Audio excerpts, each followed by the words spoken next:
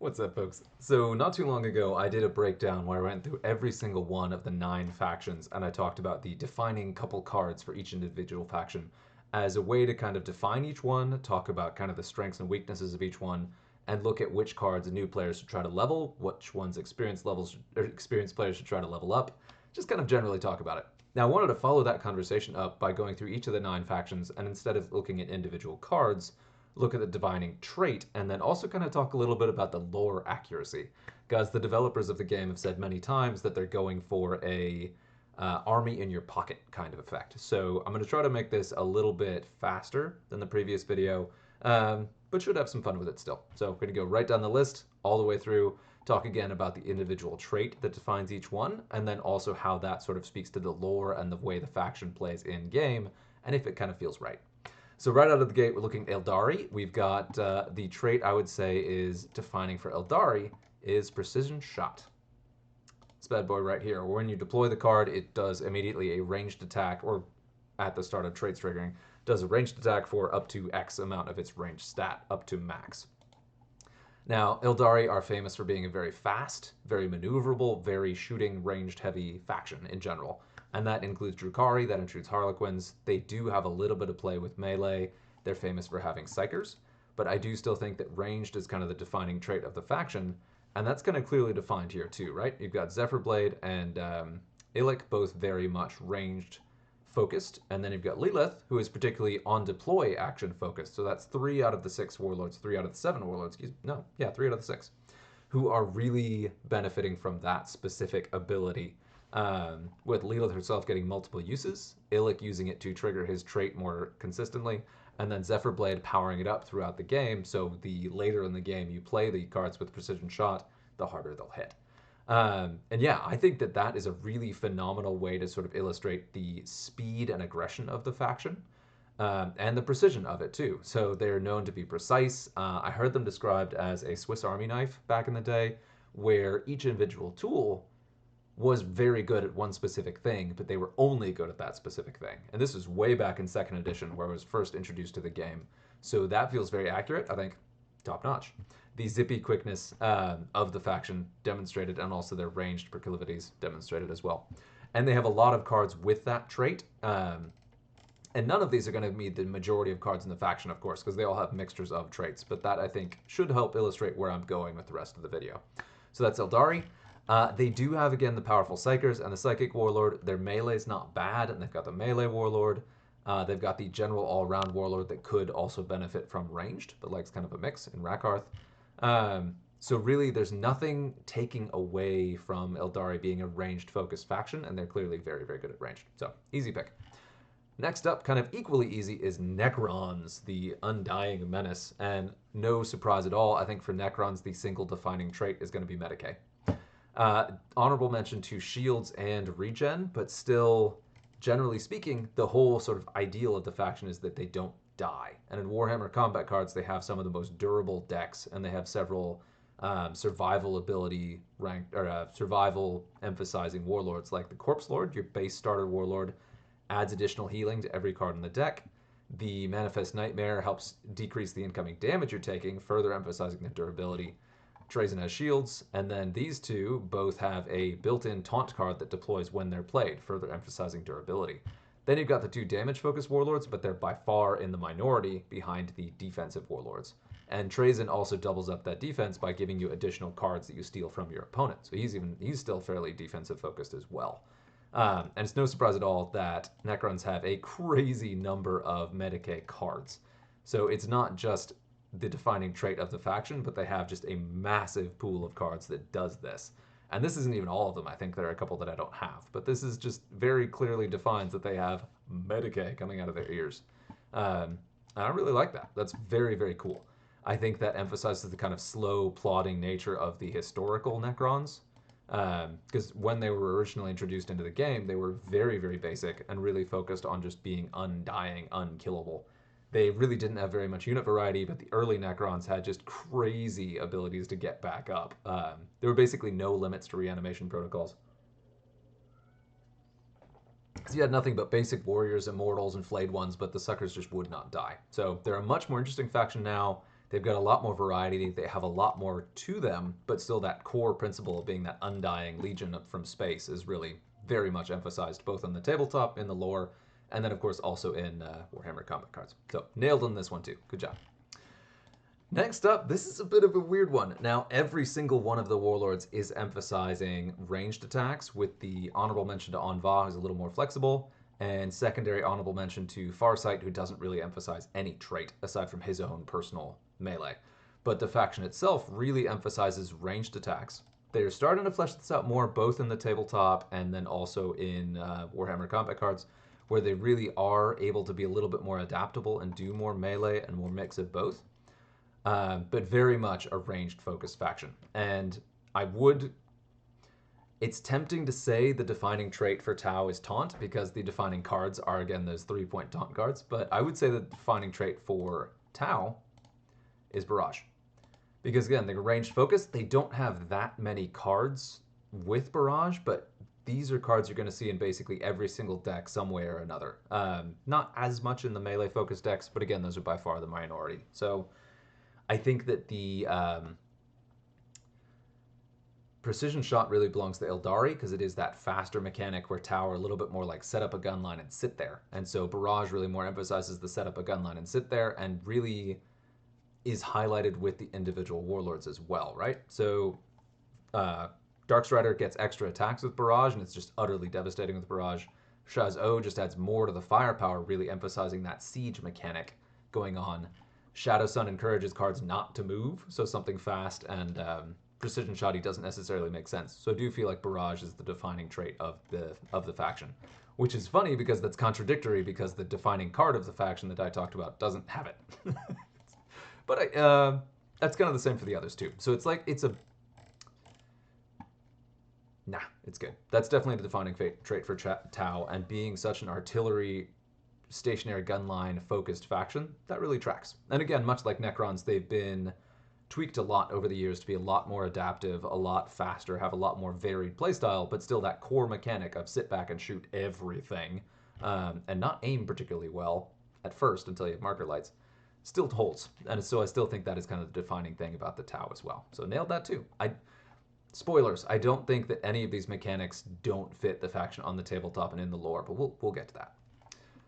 Next up, we have the Mighty Servants of the Emperor, and this one was challenging. Every time I try to pin down this faction, you just start to sort of fall apart with the sheer number of sub-factions in it. So the trait for this total soup of sub-factions and factions has got to be one that's a little bit more general than the other two, and matches a lot of different playstyles. And so it's fairly easy to go ahead and settle on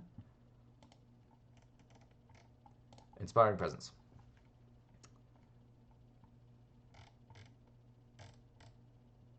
Surely not. So I don't think the warlords are filtering, but a significant number of the warlords do have Inspiring Presence as well. No, not all of them. Oh man, okay, hang on. No way. No way. It's okay. All right, now when I was thinking of this, I was like, what trait would it be? And now every single Servants of the Emperor warlord has Inspiring Presence, so that just knocks it out of the park. Cool, all right, so easy, easy vote. They have a massive variety of Inspiring Presence cards at a really wide variety of points costs, different traits and abilities all over the place, but really kind of the thing that ties all of these together and the entire faction is adaptability. That you can build a deck in Servants for literally anything. Psychic, melee, ranged, mix, death blow, fear, taunt, whatever. And it will work fairly well. And the thing about Inspiring Presence is that it will work for any attack type because it just buffs everything. So that cracks me up. These guys have had some trait changes here and there, but I didn't realize they'd change that dramatically where every single one has Inspiring Presence. Like, I swear he didn't used to have Inspiring Presence, but he must have, so that... All right, nailed it. And honestly, I don't know how well that translates to on the tabletop, because there is no direct translation, because you have like 13 factions in here that have different, extremely different things going on. So yeah, it makes sense to have a more generalist trait and one that is very, very adaptable to any condition. And really, since we're talking about traits, any one of them can kind of work with all of them, unless we talked about Tau and Eldari. They both have a single attack type specific traits, which also matches their lore and their time on the tabletop. So it's perfect. That's funny. Oh man. I can't believe I missed that. I was actually struggling with what to define Servants of the Emperor with, and then settled on Inspiring Presence, and it did not sink in that every single. Oh wait, there's a new one. He doesn't. There's one in Servants of the Emperor Warlord that doesn't have Inspiring Presence. Okay,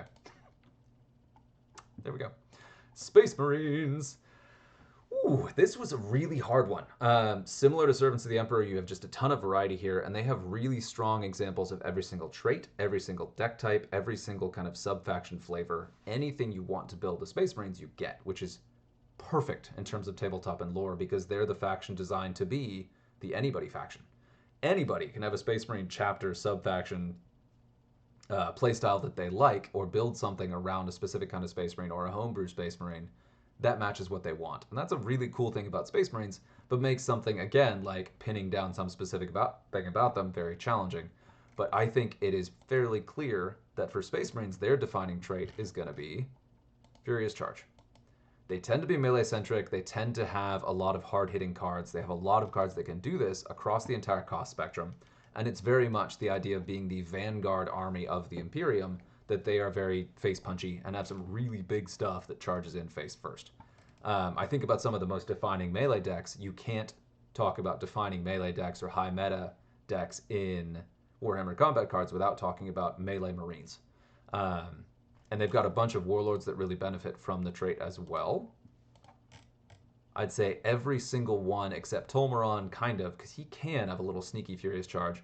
But then even you look at some of the Psychers also have Furious Charge, so even Voldas, but all of them really enjoy that Furious Charge, with the melee-centric ones getting a particular buff out, or a particular benefit from it, but it's just a really strong trait in general, and really fits neatly into the Warhammer, into the Space Marine deck build strategy character. So that one, again, was one I thought was going to be harder, but once I started looking into it, Furious Charge jumped out immediately as a strong choice for Space Marines. So, next up onto Chaos. Being the dark mirror of Space Marines, but then also having that mix in of demons, this one was, the natural choice was Fear, to kind of think that Fear was the defining trait of Chaos. But with Chaos being fickle, I actually opted instead for the trait that they do better than anyone else, Poison. And what's kind of cool about this one is that it very much represents the corruption of chaos, the contagion of chaos, the sort of creeping death and doom of chaos. Just that way that poison functions in the game kind of mirrors the encroaching chaos corruption, but mechanically also works very much in a way that chaos does, right? Because they get around fear. They're not too worried about fear. They can get around defenses like shields, and it's something that really works in every single attack type. They've got a Psyker, they got a melee, they got a barrage, they got a psionic blast, they got a, I think a precision shot, but maybe not. But there's basically every single deck type, every single warlord, every single build you could possibly imagine tends to have multiple poison cards or multiple options for poison cards in Chaos.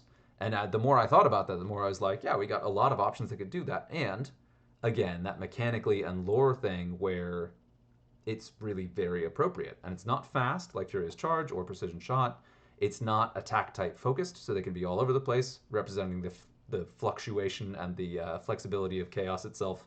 Yeah, this is one of my favorites. True to form, Chaos in Warhammer Combat Cards, Chaos on the tabletop, is just such an interesting thought experiment that I just really enjoy, dwelling in there a bit. Hopefully that doesn't say anything too bad about me. But Poison in particular, like just the way it works in game, the way it kind of metaphorically defines the faction, the way it interacts with other factions, just is so Chaos. And this, I think, landed it maybe more than any of the other traits, particularly with it being attack type agnostic and being just so flexible, especially with the recent buffs to Poison. I really think that it was a very cool way to build it in. And I'm really glad that that's the one I settled on as a trait for Chaos, because it just is so appropriate. Yeah, it's pretty cool. So I like that one. Next up, we have Orcs, and this was actually a very challenging one. True to form, pinning down Orcs is hard. It's true across the board. Tabletop, lore, Warhammer Combat Cards, everything. Pinning down exactly what defines the faction, what they are, is challenging.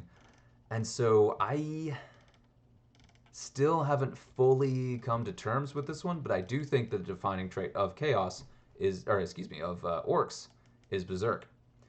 And what's a little bit tough about that is that there's so many cards that do different things and so many deck builds that don't include Berserk, but it still feels very much like the defining trait that ties together any semblance of a theme that makes the orcs stand out from other factions. It's Berserk. And you do see the most Berserk cards probably in Servants and Space Marines, maybe a little bit in Necrons, but really it is orcs that kind of do it the best and have the most powerful Berserk cards, with one possible exception that I'll talk about in a second. But now with the 2 Squiggoths and a couple other things, and excuse me, and then, yeah, Berserk. Let's see, that one's got Berserk. That one's got Berserk. Yep, with the 2 Squiggoths having Berserk, and then this guy being just such a staple of the faction having Berserk. And then, of course, our little fan developer favorite 5-pointer up here having Berserk. Oh, I'm so close. I am so close. Yeah, it is the trait that really jumped out, because they have a pretty cool mix of warlords and different traits all across the board, but Berserk is the one that came to mind repeatedly, over and over again, as one that really does kind of come up a lot for orcs, and feels very much in tune with what they are on the tabletop, as this faction that really enjoys fighting. They thrive on fighting, it makes them stronger. Yeah, and also with the bulk of their warlords being at least partially melee focused, or high wound pool focused, that happens to be also Berserk a lot. And then also some of the Berserk cards actually being pretty good and ranged. Yeah, it really did kind of that kind of fit. But you can tell probably that I'm a little less certain about this one, because orcs still are just a weird animal and kind of hard to pin down. They just sort of pop up wherever you don't want them, like you do, which again nails it. And this was again just a really fun thought experiment in general, because I really enjoy this game. I play it a lot, and anytime I land on something that just feels so right about Warhammer Combat Cards, about the way it's designed, the way it's built, the way everything works together, I love it. It's great. So there you have it. Almost done. We got Tyranids, and this is another interesting one where a lot of the traits they have basically all of the traits. I don't think there are any that they don't have, actually. And you'll see a pretty good mix of them in basically any one of the deck types, even if basically all of the warlords are in some way or another melee focused. You've got one ranged focused, you've got one iffy hybrid focused, and one, and then several are attack type agnostic, but the ones that are focused on a single trait, like specifically you play them for a specific trait, it's melee, and literally one range. So a 3-to-1 attack type focus is melee over ranged. And they do have very strong psychers. They've got some really good stuff. But I think that the defining trait of Tyranids is Deathblow. And it's pretty funny to say that, considering there are only 4 of them, but still. And it's literally this card that actually landed it for me, because this is such a absolutely indispensable, quintessential piece of every one of my decks these days. I put him in everything now that I've got him to the level to have decent level Deathblow. Because if you look at it, 2 out of the 3, looking at the melee warlords, these 2 both buff attacks, and if you buff melee attacks over time, that makes your Deathblow bigger and bigger and bigger and scarier and scarier. This one's ability triggers off of Deathblow, so those 3 just love Deathblow, and it works so well with them. And that card works in all of these. There's one warlord in the entire game that doesn't love a good Deathblow, and it's Zima, who's always a weird outlier because Tyranids have a very dramatic shift between their 2 sub-factions. Yeah, 3 if you count like Vanguard versus main sort of hive organism.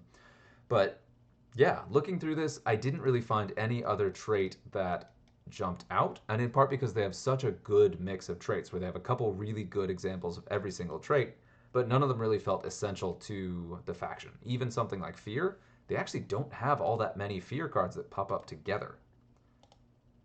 And it seems kind of appropriate that you would have Fear in here, but I will usually see 1 of these in a deck, almost never more than 1. And you don't usually see all of them. Like, it's pretty uncommon to see multiples of the Fear cards. And even these, there are so many decks out there that don't include them at all. But if anyone has a decent level of Debt Sweat, you pretty much always see it. Yeah, pretty much always see it. And this one, too, has been a staple of the faction for a really long time.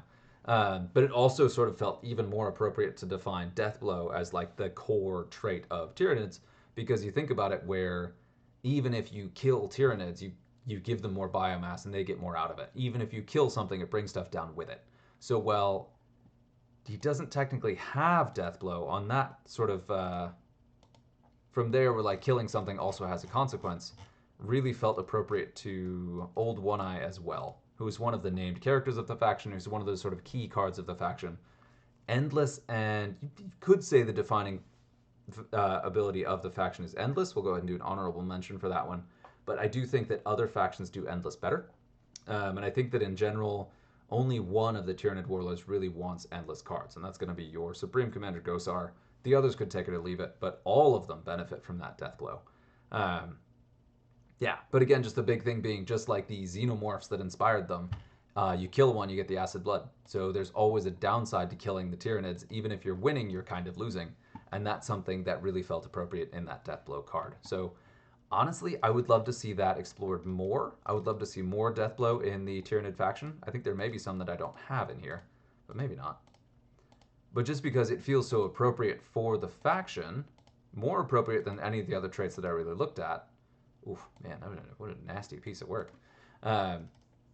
Yeah, I would actually love to see that explored more and see that kind of built more into the identity of the faction a little bit, where that death blow is a kind of a core piece of the way that they work, because it was very appropriate, and I was a little bit surprised that that was the trait I landed on for Tyranids. So that was a weird ramble. As we get to 8 out of 9, it always gets a little bit weird. And then we're going to get even weirder with Votann, and this was a very strange one, because I would say the defining trait of Votann is shields, and let's look at why.